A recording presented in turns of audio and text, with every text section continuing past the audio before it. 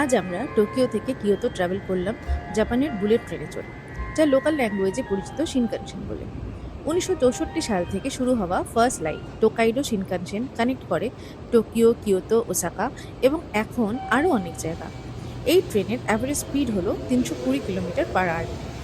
আর যেটা এক্সপিরিয়েন্স করলাম সেটা অনবদ্য।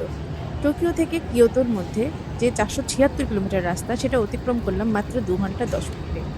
আরও যদি কিছু ইন্টারেস্টিং ফ্যাক্ট শেয়ার করি এই টপিকে, তাহলে বলতে হবে জাপানের শিনকানসেন সবচেয়ে premium mode of transport between two cities. আমরা রিসার্চ করে দেখেছি ফ্লাইট বা প্রিমিয়াম বাসের ভাড়া কত এই দুটো শহরের মধ্যে, আর দেখেছি এটা মোটামুটি পড়ে 3,500 থেকে 5,000-এর মধ্যে পার পার্সন ইচ সাইড। তো অনেকটাই কম শিনকানসেনের থেকে। এবার যদি শিনকানসেনের ভাড়া ডিসকাস করি, তাহলে বলবো যে এখানে 3 রকমের সিট পাওয়া যায়।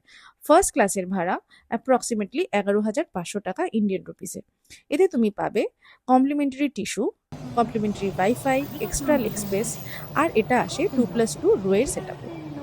আর যদি নেক্সট যে ক্লাসটা আছে তার টিকিট কাটো, যেটা সেকেন্ড ক্লাস বা রিজার্ভ টিকিট বলে, সেটাতে হচ্ছে 2+3 রোয়ের সেট আপে পাবে, আর মোরলেস সেম ফেসিলিটিসই এনজয় করবে উইথ একটু কম লেগ স্পেস।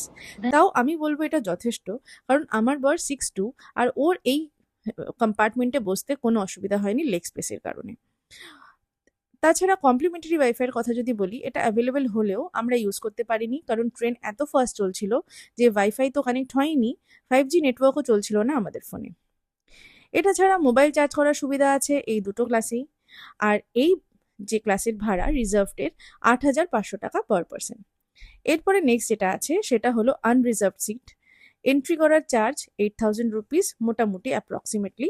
সিট গ্যারেন্টেড নয়, ফার্স্ট কাম ফার্স্ট সার্ভ বেসিসে সিট পাবে।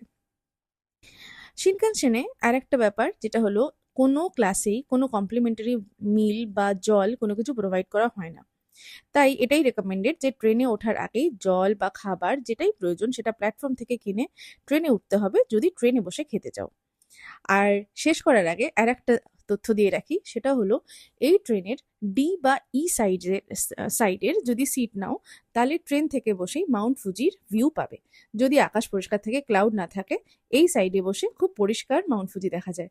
তো ওভারঅল এটা আমার এক্সপিরিয়েন্স ছিল প্রথমবার শিনকানসেন চড়ার। আশা করি ভিডিওটা ভালো লাগলো। জানিও কমেন্টে কেমন লেগেছে। লাইক, শেয়ার, সাবস্ক্রাইব করতে ভুলো না। Thank you for watching.